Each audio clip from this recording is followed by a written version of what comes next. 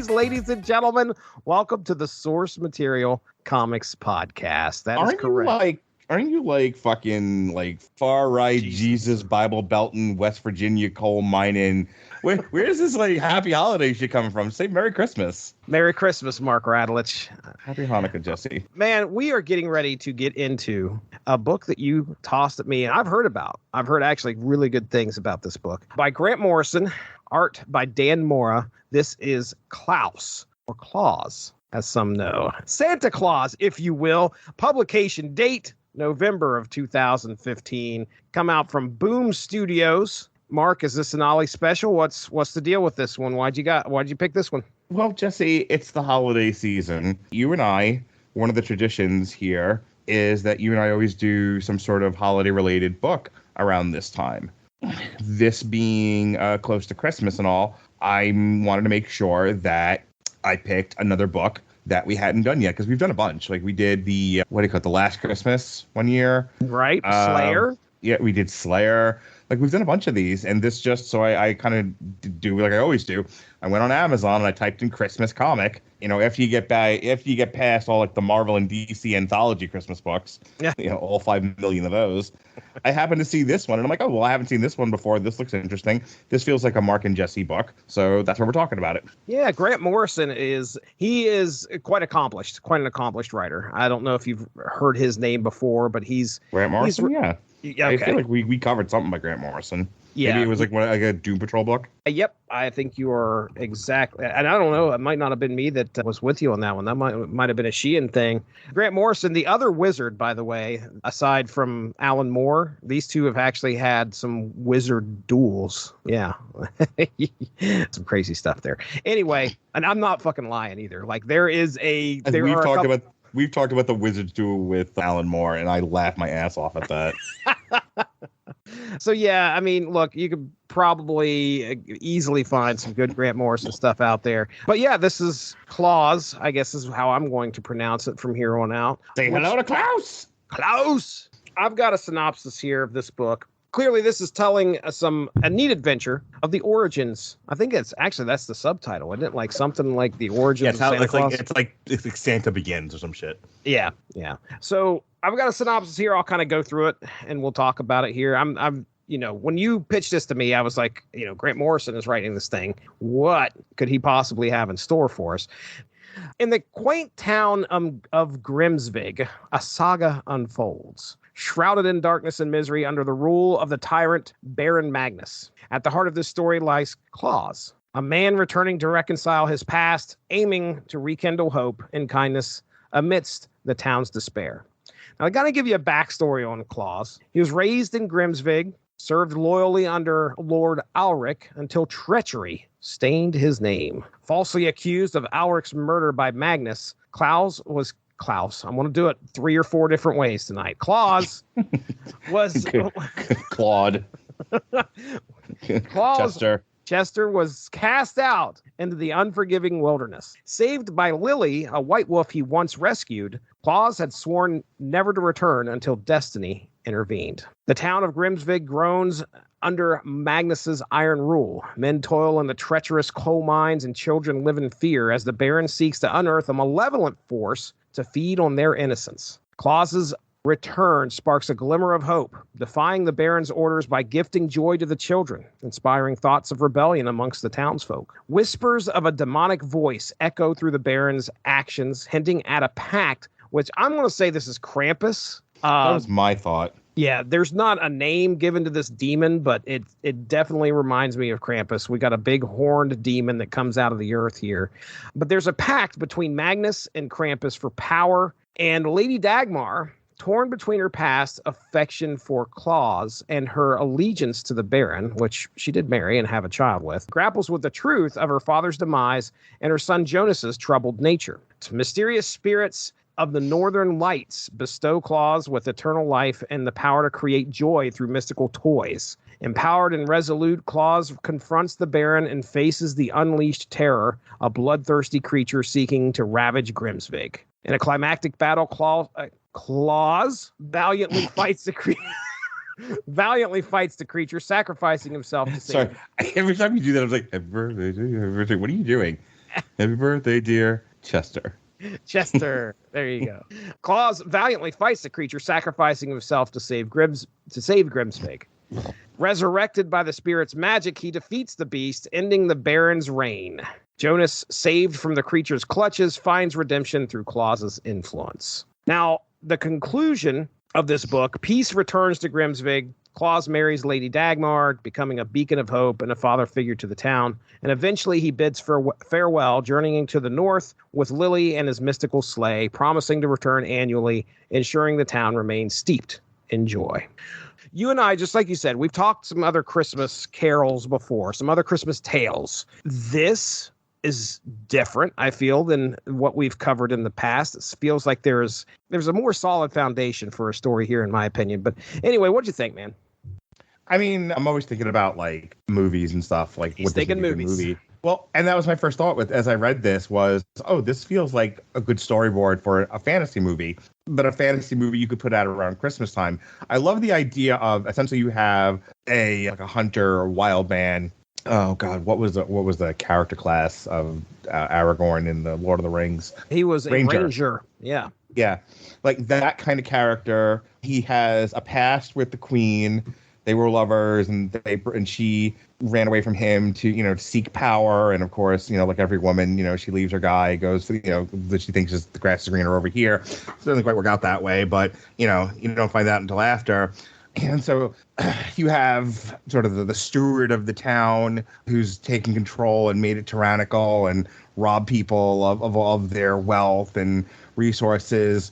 So the stranger comes back to town, and it's not the town he left. And it's like almost like a Western in that sense, where it's this guy, he left, he came back, things aren't the way he was. He has to set things right. He has to save the town from the tyrannical whoosy-whatsy. That's all like well-worn territory, and I think it works really well with the story. I have to tell you, as you were doing the synopsis, and I was thinking about like the son, the prince character, and he they take all the toys in the land, because they want to keep him happy, and of course no toy is ever good enough. And all I could think about is the kid from Yogi's First Christmas. Okay, explain, because it's been a while. Have you seen Yogi's First Christmas? I don't know if I have. I feel like I probably have, but I cannot recall. So I think it's like the owner of the lodge is this elder woman, and like she brings her nephew up for the holiday, and he's a spoiled brat, and he ends up like joining forces with the old Hermit the Hermit out in the wilderness. They want to bring down Christmas because life is unfair and nothing is ever good enough. Like Hermit the Hermit just doesn't want all these people on his fucking mountain at the ski lodge.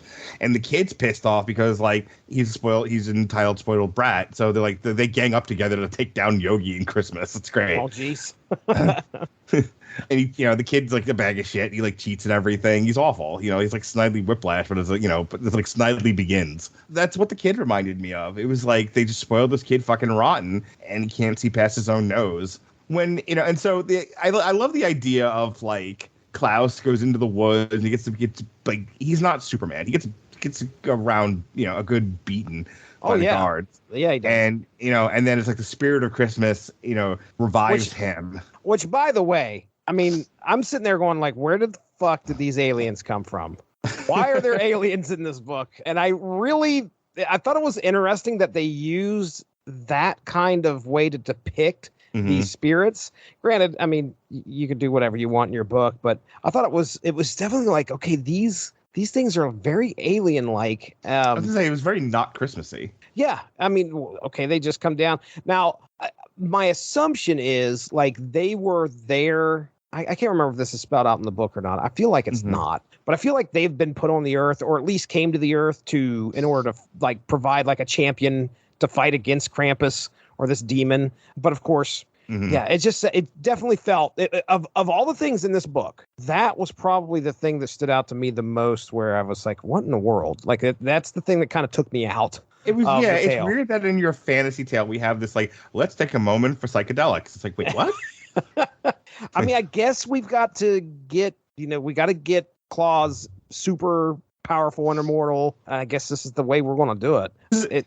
What I was getting to was like they take all the toys from the children in town so that the prince will not feel like he's missing out on anything. And so one of the first things Klaus does is he delivers toys to the kids. And it's like, hey, that's a Christmas tradition. We give toys to children on Christmas Day. And so, like, well, where could that have possibly come from? It's funny. I was talking to Robert on a previous podcast because this will air sometime in the future. But I was talking to Robert about how, like, we were having a whole conversation related to the new Hunger Games movie, you know, whether or not it is necessary or a good thing to make a prequel. And there's the good kind of prequel where there's this character. You want to learn more about him. It's an interesting story he has to tell. Watching him fall from grace, watching the tragedy of this character is actually an interesting story. That's the good kind of prequel. That's a prequel worth making. Then there's the bad kind of prequel where it's where did Han Solo get his vest? Who the fuck cares? Hey, look at those dice. He's hanging those dice on the... Oh, that's crazy. I know the dice. I know that I've seen that before. I think as sort of a framework is to make a list of things we do around the holidays and think, well, where might they have come from in sort of like a pagan fantasy tradition? Because, you know, there's definitely a lot of the Christmas tradition that comes from paganism that the Christians just kind of adopted. It's like, hey, we need more people to buy into Christianity. Well, what about the pagans over there? They kind of got their own thing going on. Okay, well, what if we do their thing? We'll claim it. What if we start tree worshiping and lights and, you know, and all this other stuff? And they're like, and, you know, and the pagans are just like, well, I mean, if we get to still be pagans, but also be Christian, sure, whatever. Go away, Constantine. Anyway, so I like the idea of, in this fantasy world, all these things that we take for granted now as part of Christmas traditions had like a natural, organic, authentic origin. That's kind of a fun concept. As the story unfolds, the other thing about this is it's a lot of well-worn fantasy tropes, but I think it was executed well. So you have the villain who literally made a deal with the devil and then was surprised when the devil didn't own up to his end of the bargain. Right. He's at the end and he's demanding him too. Like this thing stands like, I don't know, 15 feet tall, if not taller. And he's like, you know, I did this for you. You owe me this. Oh, right. Okay, sure. And then fries his ass for his trouble. Did you ever see Natural Born Killers? No, I have not. There's a great bit in Natural Born Killers where they tell a story about a snake. Like the snake is somehow damaged, it's injured or whatever, and the guy nurses the snake back to health. And once the snake is healthy, it bites him. And they're like, well, why? I took care of you. I nursed you back to health. I did everything. And the snake goes, I'm a fucking snake. What do you think I was going to do? That's a parable right there. Yeah. And that's the thing. It's like that's well-worn territory in fantasy. It's like, I'm going to make a deal with this demon entity, this entity of evil. And then I'll be absolutely surprised when the evil entity acts evil and doesn't, spare me. So on the one hand, Klaus is very familiar. On the other hand, it takes a very familiar structure and dresses it up with Christmas stuff, and that's a lot of fun. And I really like the book. It's not particularly deep. I can't really pull much else out of it. But as far as a fun tale, something interesting that we haven't talked about, here's the other thing. Like, I remember talking to you about Last Christmas last year, I think it was, or the year before, and I was like, God, this is cynical. And we've done a couple of those like that. We're like, ooh, it was a fun book to talk about. It gave us stuff to talk about for the podcast, but I do remember, thinking to myself, some of these writers needed to go for a fucking walk, get a hug or something, hug a fat chick with big tits. That'll make you feel better. Like, do something. Smoke pot, eat a cookie, jerk off, do something. Like, why are you so depressed? I didn't get that with this one. This one feels like it was imbued with hope and authentic goodness. It was, if you're a fantasy person, like high fantasy, I think it's a delightful read. It's just not also very deep. I guess as far as themes go, we've seen a bit of an uptick. At least I feel like we've seen a bit of an uptick in tales of Santa being like a pretty violent dude. Oh my God. Well, I think that's what I was getting at. It's like there's so much deconstruction of Santa to where, Santa's, it's the Family Guy thing. The spirit of Christmas is dead. It's all about commercialism and greed. And so they project that onto the character of Santa, where Santa is beleaguered. Santa is struggling in some way, like a lot of like the Last Christmas was like what it was like terrorist kills Mrs. Claus, and so he starts like he's drunk or some shit. Yeah, I mean, it was violent and bloody, and it was great. Like this deconstructs Santa in a more positive way. It was like it kind of has that Solo vibe to it of like, well, how did Santa get his sack? You know, why does Santa deliver toys? That kind of thing. Where does the Santa magic come from? But again, you can fucking LSD. Who put PCP in my gingerbread man cookie? I had no idea that was part of a Christmas tradition. I need to start doing that around the house now. PCP, I recommend it. A little PCP in your hot chocolate. It'll be fun for the whole sprinkle family. it right on there. It's good for you. That's right. Now, I think this does that Solo thing more competently than the people who did Solo. It felt more natural. Like, oh, I get where this is coming from now. I know why they're doing that. So I really like the book. I think one of the things that kind of stick out to me here in this book is, just like I said, we've had this kind of uptick about violent Santa Clauses. Yeah, that's right. Claus eye. Recently, as far as movie goes, we had Violent Night, which I think that was last year with David Harbour as Santa Claus. And I mean, good movie. Yes, great movie. One of the best ones of last year. But yeah, this is just like you said, this is more as violent as it can get. It's definitely not over the top, gory, bloody, or anything like that. I do love how, the theme here is like Claus has to try and, number one, he's got to try and get back into town. And because he comes back into town, all sorts of crazy stuff starts happening. He starts to realize that the townspeople and everybody in it are just completely miserable. The only way that he can maybe start to sow a little bit of, I put this in the synopsis, sow a little bit of rebellion is to openly defy everything that the Baron is doing by trying to spread joy, which is just, it's a simple thing, giving kids toys, but it's more about bringing the joy to the children. It really starts to make like the people that are subjugated to the mines, the fathers and stuff like that, realize like, why are we here being miserable for this guy? What are we doing? And they start to buy into this. Like, we don't need to be miserable. And Claus kind of pushes that. He beats the big guard, gets sent after him. He ends up whipping the guard's butt, and the guy is like upside down, laying upside down against the wall. And he kind of sits there, and he could have left that guy sitting there, but he decided to have some fun in order to spread some joy. And he dressed the guy up as a snowman with his legs sitting as the arms, which was hilarious. And again, it was all about Claus trying to spread this joy. And then, of course, the Baron continues to, like, sometimes the guards get the upper hand. And then, of course, at the end, he is left for dead out in the wilderness. And that's when the spirits from the Northern Lights come down and give him, they put it like a gem on his head or something. Very strange, but definitely give him the power enough to go back into town. He gets run through by a sword at one point during the big conflict, but he comes back, no problem.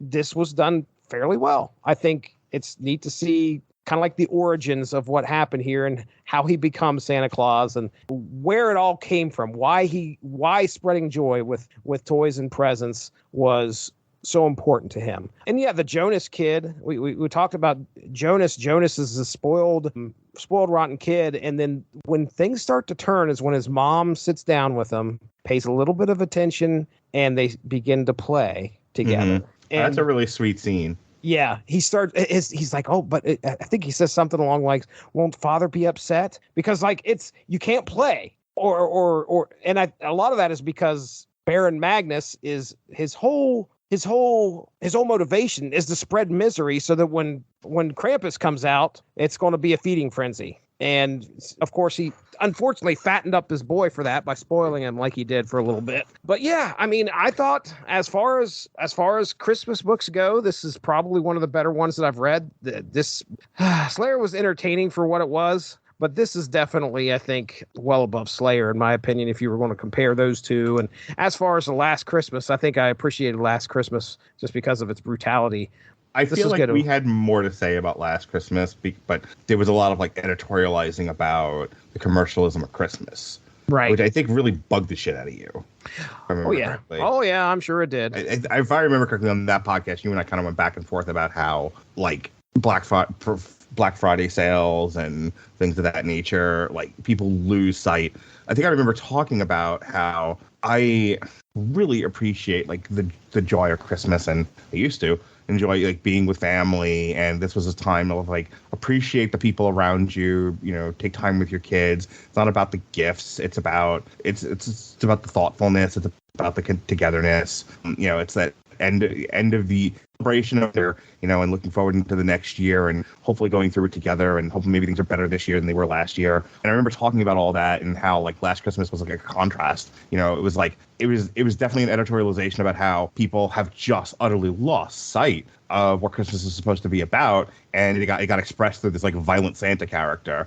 There's nothing like that here in Klaus necessarily. No. It's literally because you could take the Christmas stuff out of it, and you still have a high fantasy story. Stranger comes back to town, finds it's being terrorized and in tatters. An evil dictator is essentially creating the negative emotion goo from Ghostbusters 2, so that he can bring about the demon, and the demon can make him king. Tales all the time. It is, really. I mean, there's probably about 4 or 5 movies you could think of off the top of your head that fit that exact narrative. Yeah, I was going to say at least. Yeah. And so Grant's like, okay, I'll take that, and then I'll weave a little bit of Christmas into it. And I don't think, he probably didn't have to stretch his legs too much here. I do want to give Dan Mora credit. The art in this book is pretty impeccable. I think that I had a fun time reading it. Let's go ahead and get into plugs here. We talked about Klaus. What do you got going on at this time in the old podcast-averse? Listen, it's Christmas time in Hollis, Queens. Mom's cooking dinner in Collard Greens, and I'm doing podcasts. And you can find all those podcasts on W2MNetwork.com. You can find the video of these shows. You can see my gorgeous, hunky face, along with the rest of these dorks, on YouTube at W2M Network on YouTube. And more importantly, and Jesse, I don't know if you know this or not, but my son is a budding comedian. I've heard. He's doing bits. Do your kids do bits? My son does bits. No, my kids do not do bits. Well, I mean, actually, the bit that they do is bring me something and show me on TikTok and tell me how funny it is. That's their bit. My son, time travel, a few months ago. Oh. Maybe a month ago, it's on TikTok right now, as a matter of fact, did an entire bit on bread. Bread makes everything bitter. You could put a piece of poop between 2 pieces of bread, and the bread would instantly make the poop better. And you could eat it. That's what he said. I think that's fantastic. My son suggests put poop on bread and eat it. He'll be delighted. My son, the apple of my eye, the brightest 9-year-old, almost 10-year-old you're ever going to meet, Jesse, he's doing fucking like stand-up comedy now. He might bring you a bag of popcorn and be like, what the fuck is gourmet popcorn all about? Does it taste better than regular popcorn? What makes it gourmet? Does that mean the other popcorn is garbage? He said that. Wow. He might also want to tell you a thing, Jesse, like Wes Anderson. Wes Anderson would like to tell you about the aliens he got into recently, or read a list to you. He's really fond of lists. My son wants to tell you all about FNAF. Have you heard about the FNAF, Jesse? Oh, I have heard about the FNAF. Yeah, Five Nights at Freddy's is what the adults call it. That's correct. But the cool kids say FNAF. Yeah, and he's on my TikTok right now telling you all about the FNAF. That's great. That's what we need. I'm glad he is picking up the sword that I will not. So great. So yeah, speaking of picking up your sword and holding it and waving it around at unsuspecting women, you can check out my TikTok where my son is doing stand-up comedy, and my concert footage and clips of this podcast, which is really the most relevant thing I can bring up here. I'm at Mark Radulich on TikTok. I'm also at Mark Radulich on X. Have you heard it on the X, Jesse? Because apparently X is losing sponsors left and right because Elon Musk might be an anti-Semite. I don't know if you heard about this. Oh boy. What did he say? Well, actually, I'll probably have to look it up. It's the unfettered hate speech is the problem. So everyone's going to Threads now, is what I've heard. Oh, really? Yeah. Everybody's on Blue Sky too, from what I understand. Okay, I'm too old. I don't want to keep changing social media platforms. I'm so sick of it. Yeah. I am on Facebook and I am on Twitter, X, whatever you want to call it, and that's kind of where I think we're ever going to be. Nothing else will ever catch on. If something becomes more popular than TikTok, I don't care. I'm sticking with TikTok until it goes away. I would still be doing the Periscope videos if I could. So yes, W2M Network on the web, W2M Network on YouTube, W2M Network on Twitch.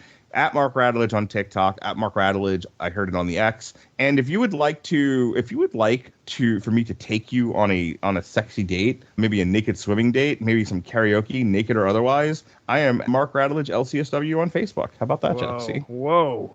I'm giving out my social media contacts. What am I on Snapchat? Good. Let's see. Ladies, if you would like to send me naked pictures of your genitalia on Snapchat, I am MarkHine76. How about that, Jesse? I was not expecting that to be on the plugs. Not at all. I'm in a mood. Hey, yeah, listen, you can go check out the Source Material Comics podcast. Most likely you are listening to it right here on the Source Material Comics feed, where we hit you with the Source Material Comics podcast at least twice a month. I would think, maybe even more sometimes. We have a couple other shows on here. We got the Unspoken Issues podcast, where we talk about 90s comics, and Evan Bevins and myself discussing Marvel Snap once a month. Snap Material, folks. You can check that out. Well, that being said, that is Mark. I am Jesse. We're out of here. Thanks for joining us. Have a happy holiday season. We want to wish you Merry Christmas and Happy New Year. There it is. All right. Have a good one. Bye-bye. Thanks for joining us. All of this would not be possible without W2Mnet.com, so make sure to seek them out for more podcasts. If you enjoyed what you heard today, please feel free to share, and we look forward to entertaining you again soon.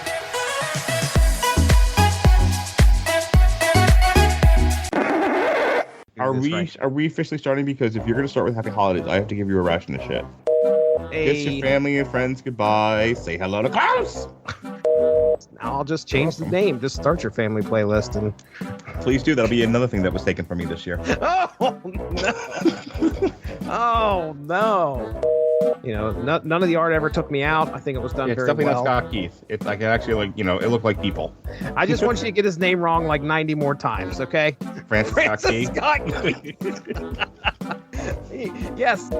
I'm glad that I could give you the gift of me, naked me. I'm naked while we're doing this podcast. Oh, that's fantastic. I want you to picture that in your mind's eye. Merry Christmas. All right. So this is the first and only book we're doing tonight. So Mark gets closed on.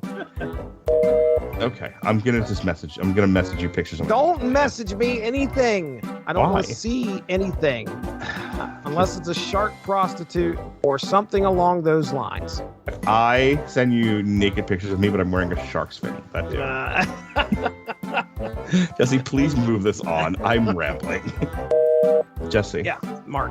If Evan ever complains about Marvel Snap, just know that I'm here waiting for you. Oh boy. I wonder how many shows I could get out of you about Marvel Snap. Probably about one and a half. Why are you only wanting to do Marvel? You know, Jesse, I have played every level of Oregon Trail. Yeah, let's do an Oregon Trail podcast together. How's that sound? I would like to do the Oregon Trail mobile game for your cell phone podcast. I tell you what, you got your own network. Jesse, why don't you test the waters? Jesse, how do you feel about Monopoly Go? I hear that you're not consenting, but I feel like it's a consensual, non-consensual game. Yeah. I need to put something in the chat GPT right now. The Marvel Snap, yes, with Snap Material, where Snap Material, that's right. Snap Material is where Evan and myself talk about Material. Marvel Snap. I just want to make sure it was Snap Material. It is Snap Material. So there you go, folks, the 7 issues of Claus, the beginning of Santa Claus, or Santa Claus Begins, or Here Comes Fucking Santa Claus. Jesse's all out of fucking patience tonight, man. Merry fucking Christmas.